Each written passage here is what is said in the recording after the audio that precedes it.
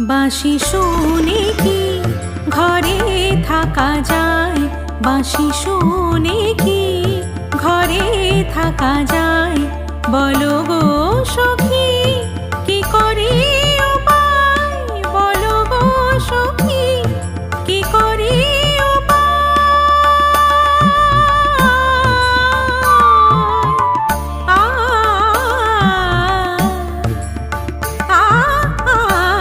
বাঁশি শুনে কি ঘরে থাকা যায়?